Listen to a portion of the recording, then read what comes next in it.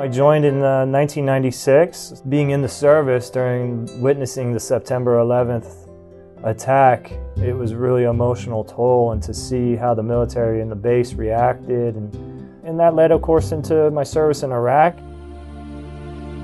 I was the aid driver, or the front seat passenger of my ambulance. We went en route to go lend aid to the injured Marines and service members that were exposed to a blast injury themselves. But the enemy, who had explosives in his vehicle, decided to drive his vehicle into our ambulance. I sustained a traumatic brain injury. I had a left bleed in my parietal lobe, and so I had some shrapnel injuries to my eye. I lost my leg above the knee, as well as various other shrapnel injuries throughout my body. I had a collapsed lung.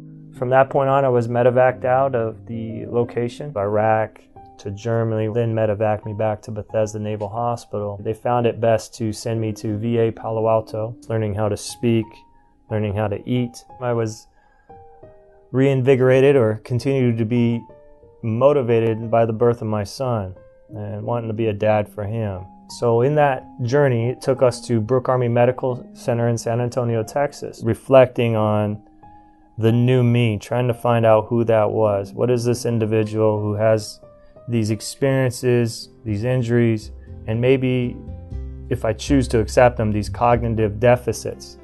Who is this new person? Can I cope with that? Can I accept that? And I was authorized by the Navy to go volunteer at the local Veterans Administration to develop some, I'm going to call them knowledge, skills, and abilities, to potentially, maybe by some chance, work out where I could get a job serving veterans in a nature that I understand. I had an individual, a Vietnam combat veteran, that was willing to give me an opportunity to volunteer and at a local vet center. I was blessed to earn the current position I have today, serving veterans. In my journey, I harbored a lot of anger and hatred and frustration.